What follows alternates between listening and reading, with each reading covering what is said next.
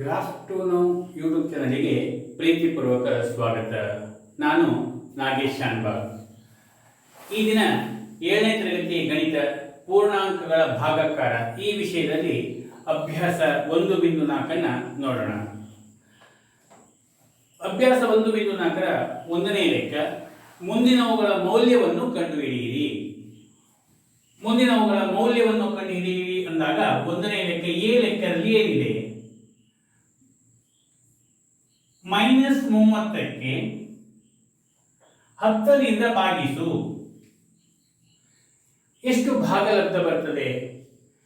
ಇಲ್ಲಿ ಮೊದಲು ಚಿಹ್ನೆಗಳ ಭಾಗಾಕಾರ ಮಾಡಿದರೆ ಇಲ್ಲಿ ಋಣ ಚಿಹ್ನೆ ಇದೆ, ಇಲ್ಲಿ ಧನ ಚಿಹ್ನೆ ಇದೆ, ಆದ್ದರಿಂದ ಮೈನಸ್ ಋಣ ಚಿಹ್ನೆ ಬರ್ತದೆ.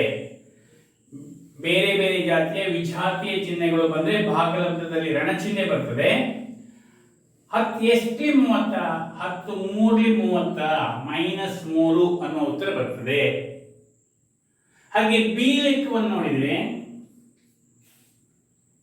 50 ಭಾಗಿಸು -5.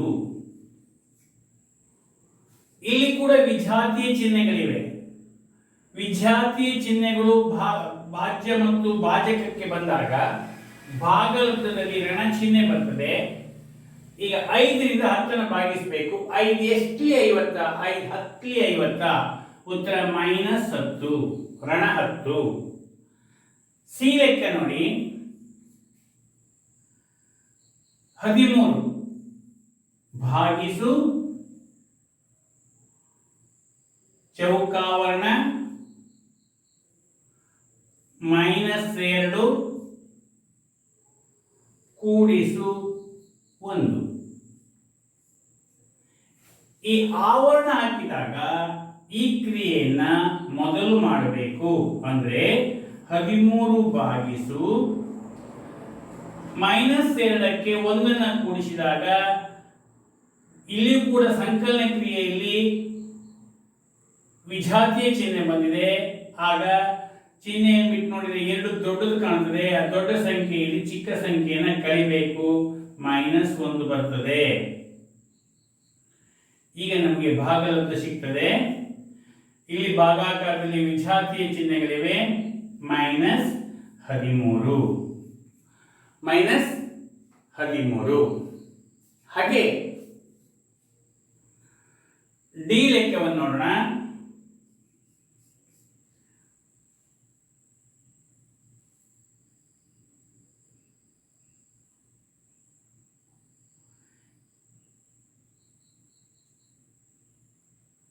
ಇಲ್ಲಿ -49 ಭಾಗಿಸು 49.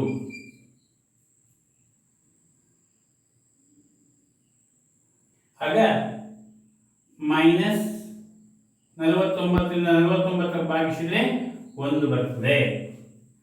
ಹಾಗೆ -36 ಭಾಗಿಸು -9. ಒಂದೇ ಜಾತಿಯ ಚಿಹ್ನೆ ಬಂದಾಗ ಧನ ಚಿಹ್ನೆ ಬರ್ತದೆ. 9 4ಲಿ 36 +4.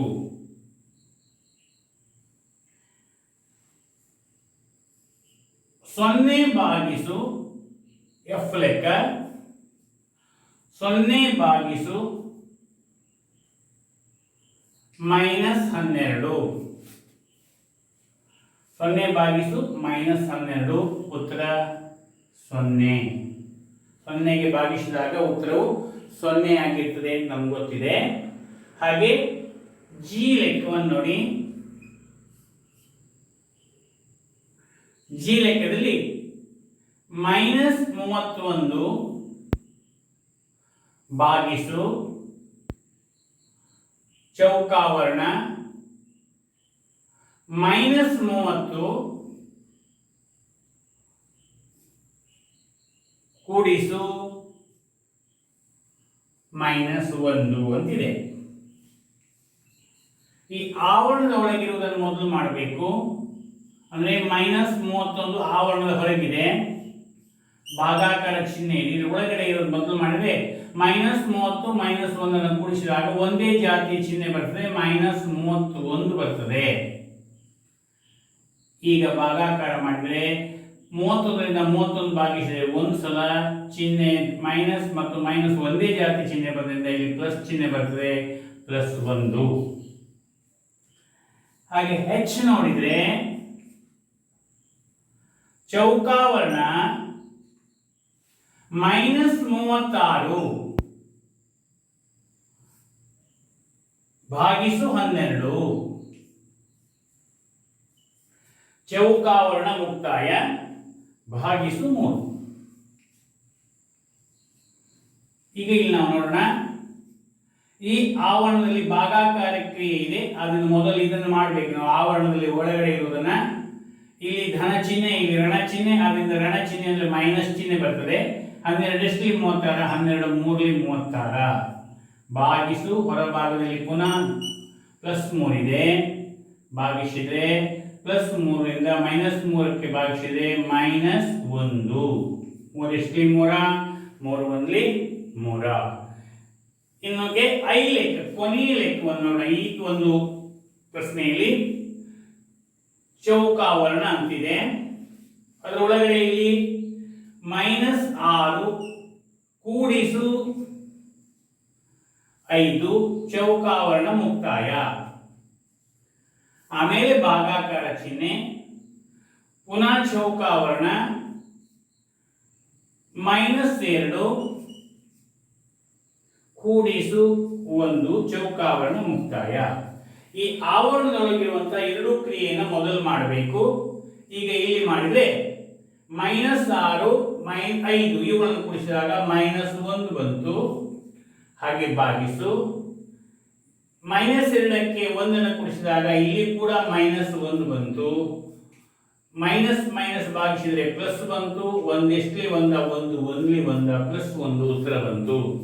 ಹೀಗೆ ನಾವು ಪೂರ್ಣಾಂಕಗಳ ಭಾಗಾಕಾರದ ಚಿಹ್ನೆಗಳ ಭಾಗಾಕಾರವನ್ನು ಸ್ಪಷ್ಟವಾಗಿ ನೆನಪಿಟ್ಟುಕೊಳ್ಳಬೇಕು.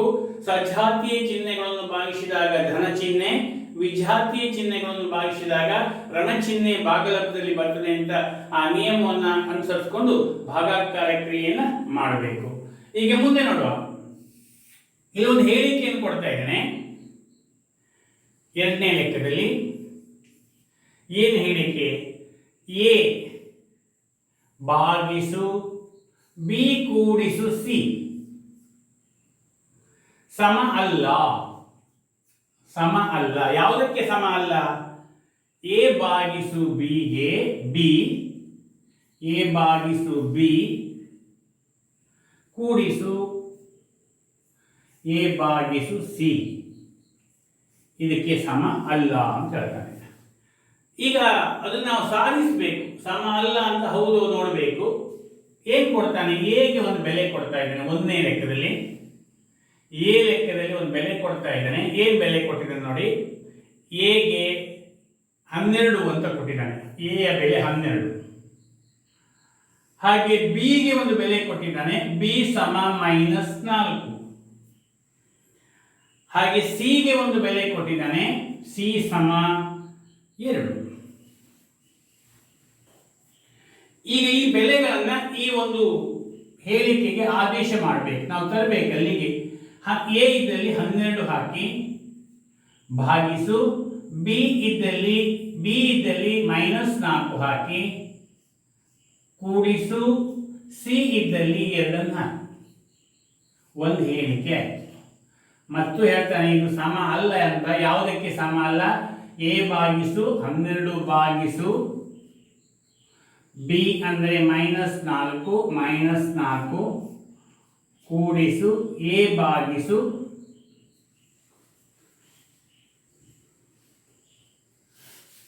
ನೋಡಿ 12 ಭಾಗಿಸು -4 ಕೂಡಿಸು 12 ಭಾಗಿಸು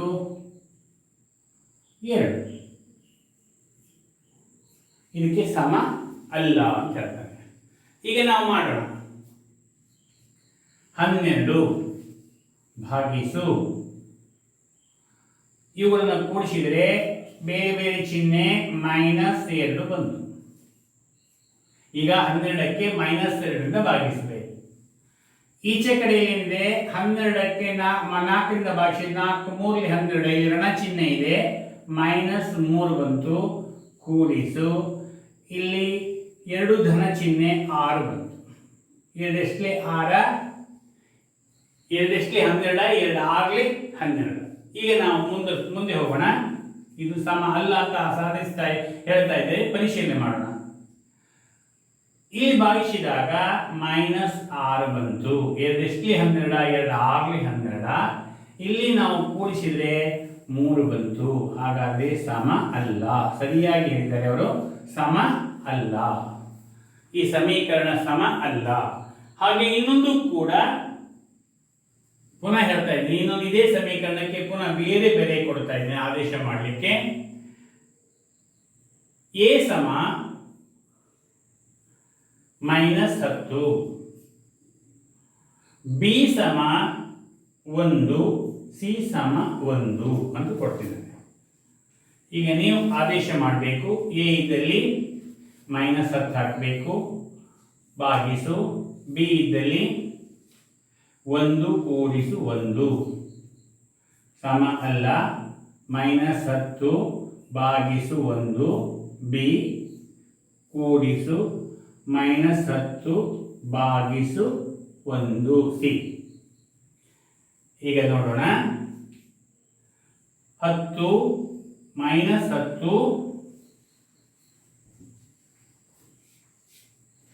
-10 ಭಾಗಿಸು 2,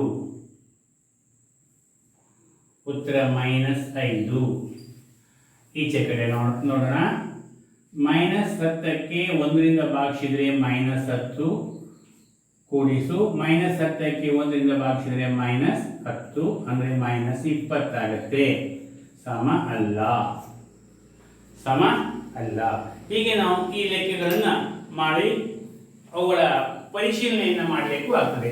ಹಾಗೆ ಮುಂದಿನ 3ನೇ ಪ್ರಶ್ನೆಯಲ್ಲಿ, ಈ ಅಭ್ಯಾಸದ 3ನೇ ಪ್ರಶ್ನೆಯಲ್ಲಿ ಬಿಟ್ಟ ಸ್ಥಳ ತುಂಬಿ ಅಂತ ಹೇಳ್ತಾನೆ. ನಮಗೆ ಬಿಟ್ಟ ಸ್ಥಳ ತುಂಬುವುದೇನು ಕಷ್ಟ ಆಗೋದಿಲ್ಲ. ಯಾಕೆಂದ್ರೆ 369 ಅನ್ನುವ ಸಂಖ್ಯೆಗೆ ಎಷ್ಟರಿಂದ ಭಾಗಿಸಿದರೆ 369 ಬರ್ತದೆ ಅಂತ ಭಾಗಾಕಾರ ಮಾಡುವಾಗ ನಮ್ಗೆ ಗೊತ್ತಿದೆ. 1ರಿಂದ ಭಾಗಿಸಿದ್ರೆ 369 ಬರ್ತದೆ, ಅದೇ ಸಂಖ್ಯೆ ಬರ್ತದೆ. ಹಾಗೆ ಬಿ ಲೆಕ್ಕ ಹೇಳ್ತಾನೆ, -75ಕ್ಕೆ ಎಷ್ಟರಿಂದ ಭಾಗಿಸಿದ್ರೆ -1 ಬರ್ತದೆ. ಇಲ್ಲಿ ಮೈನಸ್ ಇದ್ರೆ ಇಲ್ಲಿಯೂ ಮೈನಸ್ ಬಂದ್ರೆ ಇಲ್ಲಿ ಪ್ಲಸ್ ಬರ್ತದೆ. ಅದರಿಂದ ಈ ಭಾಗಲಬ್ಧದಲ್ಲಿ ಮೈನಸ್ ಬರಬೇಕಾದ್ರೆ ಇದರಲ್ಲಿ 2ರಲ್ಲಿ 1 ಮಾತ್ರ ಭಾಗ ಮೈನಸ್ ಆಗಬೇಕು. 75ರಿಂದ 75ಕ್ಕೆ ಭಾಗಿಸಿದ್ರೆ -1 ಬರ್ತದೆ. -75ಕ್ಕೆ 75 ಭಾಗಿಸಿದ್ರೆ -1 ಬರ್ತದೆ. ಇನ್ನು ಸಿ -206 ಅಂತಿದೆ. ಇದಕ್ಕೆ ಎಷ್ಟರಿಂದ ಭಾಗಿಸಿದ್ರೆ 1 ಬರ್ತದೆ. ಪುನಃ ಅದೇ ಪ್ರಶ್ನೆ. 1 ಬರಬೇಕಾದ್ರೆ ನಾವೇನ್ ಮಾಡಬೇಕು? ಮೈನಸ್ಸಿಗೆ ಮೈನಸ್ಸಿನ ಭಾಗಿಸಿದ್ರೆ ಪ್ಲಸ್ ಬರ್ತದೆ. ಅದರಿಂದ -206ಕ್ಕೆ -206ರಿಂದ ಭಾಗಿಸಿದ್ರೆ +1 ಬರ್ತದೆ. ಹಾಗೆ -87ಕ್ಕೆ ಡಿ ಲೆಕ್ಕ ಎಷ್ಟರಿಂದ ಭಾಗಿಸಿದ್ರೆ 87 ಬರ್ತದೆ. ಇಲ್ಲಿ ಪ್ಲಸ್ ಚಿಹ್ನೆ ಬರಬೇಕಾದ್ರೆ ಇಲ್ಲಿ 2 ಮೈನಸ್ ಆಗಬೇಕು. ಪುನಃ 87 87 ಬರಬೇಕಾದ್ರೆ 1 ಹಾಕೊಳ್ಬೇಕು.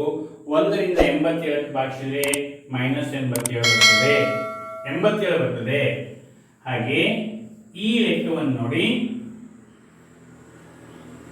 ಡ್ಯಾಶ್ ಸಂಖ್ಯೆಗೆ 1ರಿಂದ ಭಾಗಿಸಿದ್ರೆ -87 ಬರ್ತದೆ. ಇಲ್ಲಿ ಭಾಜ್ಯ ಮತ್ತು ಭಾಜಕದಲ್ಲಿ 1 ಮೈನಸ್ ಆಗಬೇಕು. ಇಲ್ಲಿ ಪ್ಲಸ್ ಕೊಟ್ಟಿದ್ದಾರೆ, ಇನ್ನೊಂದು ಮೈನಸ್ ಆಗಲೇಬೇಕು. 87 ಬರಬೇಕಾದ್ರೆ 1ರಿಂದ -87ಕ್ಕೆ ಭಾಗಿಸಿದ್ರೆ -87 ಬರ್ತದೆ. ಇನ್ನು ಎಫ್ ಲೆಕ್ಕವನ್ನು ನೋಡೋಣ.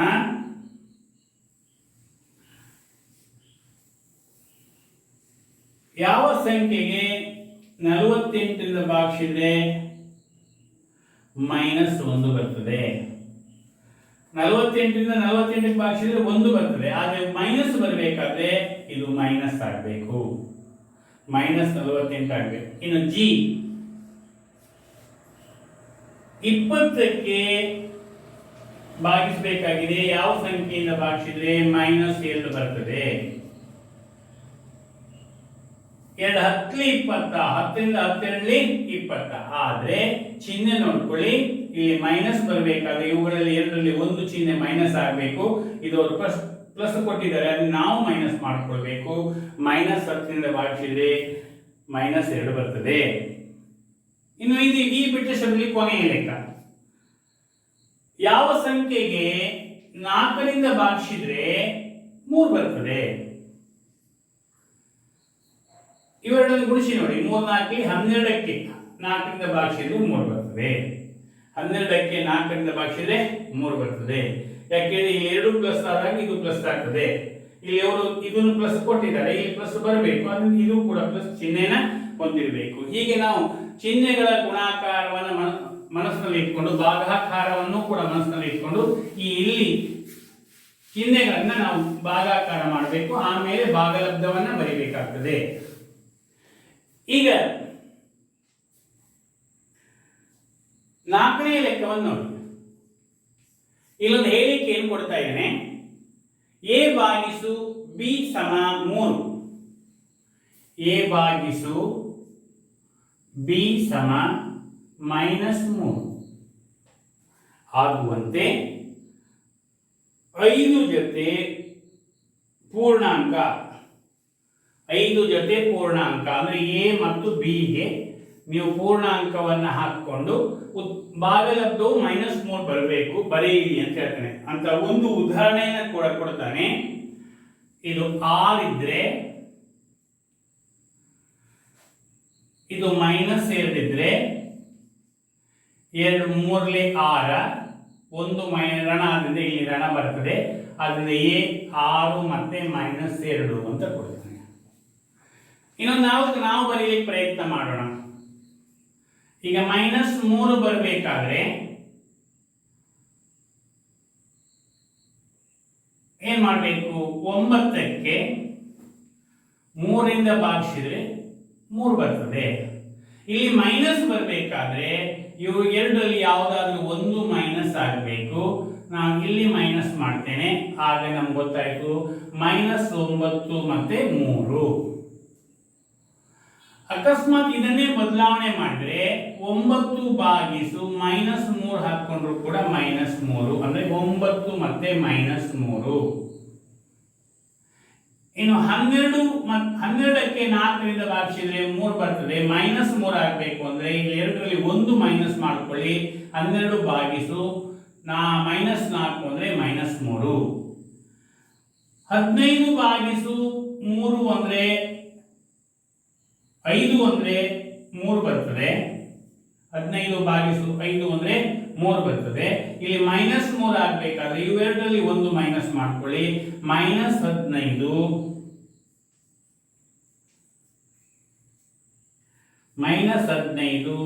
ಮತ್ತು 5. ಹೀಗೆ ನಾವು ನಮಗೆ ಎಷ್ಟು ಬೇಕು ಅಷ್ಟು ಜೋಡಿಗಳನ್ನ ಜೊತೆಗಳನ್ನ ಮಾಡಿಕೊಂಡು ಕಂಡುಹಿಡಿಯಲಿಕ್ಕೆ ಸಾಧ್ಯತೆ ಇದೆ. 5ನೇ ಪ್ರಶ್ನೆಯನ್ನ ನೋಡೋಣ. ಉಷ್ಣ ಮಧ್ಯಾಹ್ನ 12 ಗಂಟೆಗೆ ಉಷ್ಣತೆಯು 0 ಡಿಗ್ರಿಯಿಂದ 10 ಡಿಗ್ರಿ ಸಿ ಮೇಲಿತ್ತು. 10 ಡಿಗ್ರಿ ಇತ್ತು ಮೇಲ್ಗಡೆ, +10 ಇತ್ತು. ಅಲ್ಲಿಂದ ಕಡಿಮೆ ಆಗ್ತಾ ಬಂತು ಉಷ್ಣತೆ. ಕಡಿಮೆ ಆಗ್ತಾ ಬಂದಾಗ ಅಲ್ಲಿಂದ 8 ಡಿಗ್ರಿ ಮತ್ತು ಕಡಿಮೆಯಾಗಿ -8ಕ್ಕೆ ಬಂದು ನಿಂತುಕೊಳ್ತು. 8 ಡಿಗ್ರಿ ಕಡಿಮೆ ಆಯಿತು. ಇಲ್ಲಿ 10ರಲ್ಲಿ ಇತ್ತು, ಇಲ್ಲಿಂದ ಕಡಿಮೆ ಆಯಿತು. ಮೇಲ್ಗಡೆ ಇತ್ತು, ಅಲ್ಲಿಂದ ಕಡಿಮೆ ಆಗ್ತಾ ಬಂತು. ಈಗ ಕಡಿಮೆ ಆಗಿ -8 ಡಿಗ್ರಿ ಬಂದು ಸೇರ್ಕೊಂಡು ನಿಂತ್ಕೊಳ್ತು. ಆಮೇಲೆ ಎಷ್ಟಾಯ್ತು ನೋಡಿ. ಆಮೇಲೆ ಪ್ರತಿ 2 ಗಂಟೆಗೆ 2 ಡಿಗ್ರಿ ಕಡಿಮೆ ಆಗಿದೆ, ಅಂದರೆ -18 ಡಿಗ್ರಿ ಕಡಿಮೆ ಆಗಿದೆ ಬಂದು. ಆಮೇಲೆ -2 ಡಿಗ್ರಿ ಪ್ರಕಾರ ಕಡಿಮೆ ಆಗಿದೆ ಅಂದಾಗ 9 ಗಂಟೆಗೆ 8 ಡಿಗ್ರಿ ಉಷ್ಣತೆ ಇತ್ತು. 9 ಗಂಟೆಗೆ 8 ಡಿಗ್ರಿ ಉಷ್ಣತೆ ಇತ್ತು. ಹಾಗೆ 10 ಡಿಗ್ರಿ ಉಷ್ಣತೆ ಇತ್ತು. ಈಗ ರಾತ್ರಿ 12 ಗಂಟೆ ಹೋಗುವಾಗ ಮಧ್ಯಾಹ್ನ 12 ಗಂಟೆಗೆ 10 ಡಿಗ್ರಿ ಇತ್ತು. ರಾತ್ರಿ 12 ಗಂಟೆ ಆಗುವಾಗ ಪುನಃ 12 ಗಂಟೆ ಆಗ್ತದೆ. ಒಂದೊಂದು ಗಂಟೆಗೆ 2 ಡಿಗ್ರಿ ಕಡಿಮೆ ಆಗ್ತಾ ಹೋಗ್ತದೆ. ಅಂದ್ರೆ ಈಗ -24 ಡಿಗ್ರಿ ಕಡಿಮೆ ಆಗಿದೆ. 10 ಡಿಗ್ರಿ ಮೇಲಿದ್ದರಿಂದ ಈಗ ಉಷ್ಣತೆ -14 ಡಿಗ್ರಿ ಆಗಿರ್ತದೆ. ರಾತ್ರಿ ಉಷ್ಣತೆ -14 ಡಿಗ್ರಿ ಆಗಿರ್ತದೆ. ಹೀಗೆ ಪ್ರಶ್ನೆಗಳನ್ನ ಸ್ಪಷ್ಟವಾಗಿ ಓದ್ಕೊಂಡು ಸಮಸ್ಯೆಗಳನ್ನ ಬಿಡಿಸಲಿಕ್ಕೆ ಪ್ರಯತ್ನ ಮಾಡಬೇಕು. ಇನ್ನು ಒಂದು ತರಗತಿಯಲ್ಲಿ 6ನೇ ಲೆಕ್ಕ, 2 ಲೆಕ್ಕ ಇದರಲ್ಲಿ ಎ ನೋಡಿ. ಎ ಲೆಕ್ಕವನ್ನು ಮಾಡ್ತೇನೆ.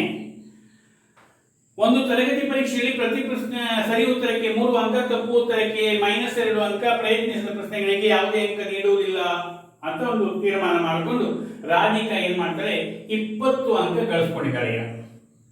ರಾಧಿಕನಿಗೆ 20 ಅಂಕ ಸಿಕ್ಕಿದೆ. ಈ 20 ಅಂಕದಲ್ಲಿ ಅವಳು 12 ಸರಿ ಪ್ರಶ್ನೆ ಉತ್ತರವನ್ನು ಬರೆದಿದ್ದಾಳೆ. ಒಂದಕ್ಕೆ 3 ಮಾರ್ಕ್.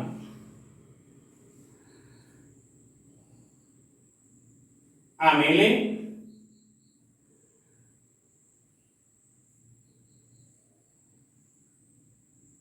ತಪ್ಪು ಉತ್ತರ ತಪ್ಪು ಎಷ್ಟು ಪ್ರಶ್ನೆ ಬರೆದಿದ್ದಾಳೆ ಗೊತ್ತಿಲ್ಲ. ಆದ್ರೆ ತಪ್ಪು ಪ್ರಶ್ನೆಗಳಿಗೆ -2 ಮಾರ್ಕ್ ಅಂತ ನಾವೀಗಾಗಲೇ ತೀರ್ಮಾನ ಮಾಡಿದ್ದೇವೆ. ನೋಡಿ, 20 ಅಂಕ ಸಿಗಬೇಕಾದ್ರೆ ಅವಳಿಗೆ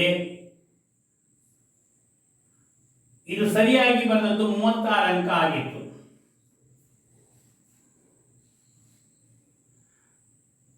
ಅಂದ್ರೆ ಅವಳಿಗೆ 20 ಅಂಕ ಸಿಕ್ತು. 20 ಅಂಕ ಸಿಗ್ಬೇಕು ಅಂತಾದ್ರೆ ಅವಳು 16 ಅಂಕವನ್ನ ಕಡಿಮೆ ಕಳ್ಕೊಂಡ್ಳು. 16 ಅಂಕವನ್ನ ಕಳೆದುಕೊಂಡ್ಳು. ಯಾಕಂದ್ರೆ 36 ಅಂಕ ಸಿಗ್ಬೇಕಿತ್ತು, 20 ಅಂಕ ಸಿಕ್ಕಿದೆ, 16 ಅಂಕ ಕಳ್ಕೊಂಡಿದ್ದಾಳೆ. ಈ 16 ಅಂಕ ಕಳ್ಕೊಳ್ಳಿಕ್ಕೆ ಕಾರಣ ಏನು ಕೇಳಿದ್ರೆ, ಅವಳು ಎಷ್ಟು ಪ್ರಶ್ನೆ ತಪ್ಪು ಬರೆದಿದ್ದಾಳೆ ಕೇಳಿದ್ರೆ 8 ಪ್ರಶ್ನೆಗಳಿಗೆ ತಪ್ಪು ಉತ್ತರವನ್ನ ಬರೆದಿದ್ದಾಳೆ. 8 ಪ್ರಶ್ನೆಗಳಿಗೆ ತಪ್ಪು ಉತ್ತರವನ್ನ ಬರೆದಿದ್ದಾಳೆ. ಹಾಗೆ ಮೋಹಿನಿ ಏನ್ ಮಾಡಿದ್ದಾಳೆ ನೋಡಿ. ಈ ಮೋಹಿನಿಗೆ ಅಂಕವೇ ಸಿಗಲಿಲ್ಲ. 5 ಮೈನಸ್ ಅಂಕ ಇದೆ ಅವಳಿಗೆ -5 ಅಂಕ ಇದೆ.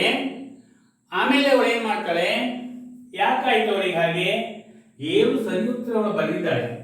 7 ಸರಿ ಉತ್ತರವನ್ನು ಬರೆದಿದ್ದಾಳೆ. 7 ಸರಿ ಉತ್ತರವನ್ನು ಬರೆದ್ರೂ ಕೂಡ ಅವಳಿಗೆ -5 ಅಂಕ ಸಿಕ್ತು. ಯಾಕೆ, ಎಷ್ಟು ತಪ್ಪು ಬರೆದಿದ್ದಾಳೆ ನೋಡೋಣ.